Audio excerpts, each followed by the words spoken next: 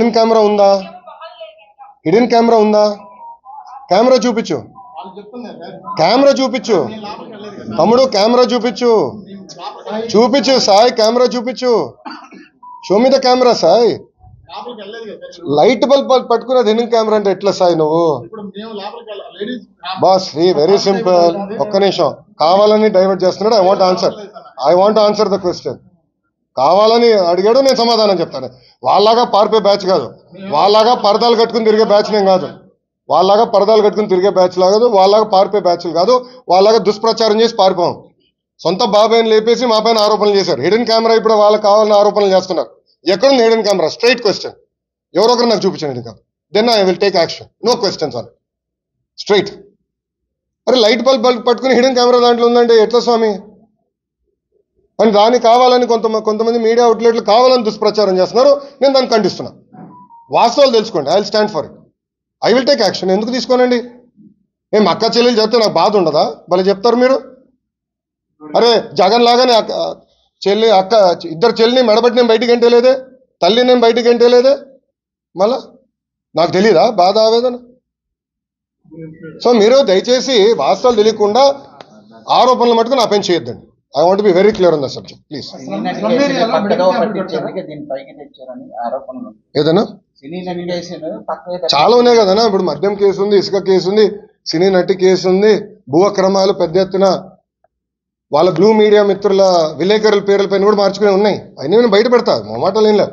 ఆయన తప్పుదారి పట్టించడానికి ఇది చేశారు. నేను నేషనల్ మీడియాతో కూడా అడిగా. ఇప్పుడు మీరు హిడెన్ కెమెరా అన్నారు, ఎక్కడొచ్చిందంటే లేదు అక్కడ ఎవరు ఇచ్చారు అంటే వైకాపాలు పంపించారు, దొరికిపోయింది, ఏదో అయిపోయిందని. ఎక్కడుందంటే ఎక్కడ ఎవరు తెలియదు, కెమెరా ఎక్కడుందో ఎవరు తెలియదు. వీడియోలు ఇప్పుడు 3000 వీడియోలు బయటకు వచ్చినాయి అంటున్నారు. 2000 వీడియోలు బయటకు వచ్చినాయి. ఎక్కడుంది వీడియో అంటే ఎవరు చెప్పట్లా. ఒక వీడియో ఎవరి చేతులు ఉందో లేదు. ఆ పిల్లల ఫోన్లు అన్ని కాన్ఫిస్కేట్ చేసాం. All phones have been confiscate. ఒక వీడియో లేదు. నేను నాకు లేని దానికి ఎట్లా సమాధానం చెప్తా నేను?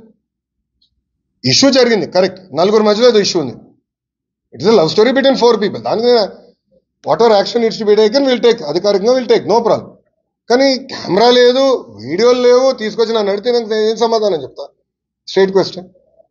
దానిపైన ఎంక్వైరీ చేశాం, ఆల్రెడీ ఆ పిల్లల్ని అరెస్ట్ చేశాం, డీటైన్ చేశాం, వాళ్ళ ఫోన్లని కాన్ఫిస్కేట్ చేశాం, ఇంక ఎత్తుకుతున్నాం.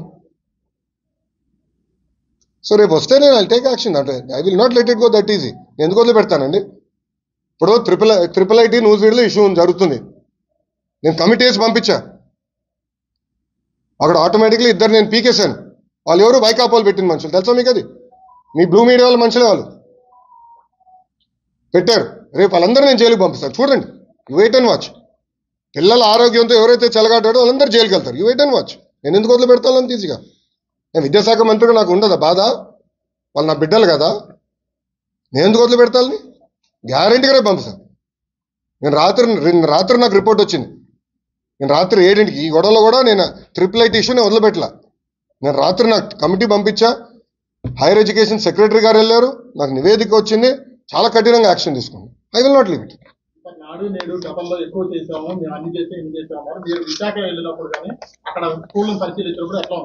10 లక్షల మంది విద్యార్థులు తగ్గిపోయారు స్వామి.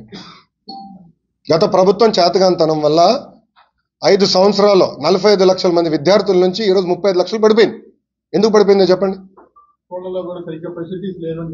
ఎందుకు పడిపోయిందో చెప్పండి? ఫండమెంటలీ అది క్వశ్చన్. నేను అధికారులందరినీ అడిగేది అదే. ఇన్ని డబ్బులు ఖర్చు పెట్టామంటున్నాం, ఇన్ని యాక్టివిటీలు చేసామంటున్నాం, ఎందుకు 10 లక్షల మంది విద్యార్థులు ఈరోజు ప్రభుత్వ పాఠశాలలు తగ్గిపోయారు అనేది సూటిగా నేను అధికారులు కూడా ప్రశ్నించాను. దానిపైన నేను సమీక్ష చేస్తున్నా. అనే ఏదో డిజిటల్ బోర్డులు పెడతాం కాదు, రంగులు వేసుకుంటాం కాదు.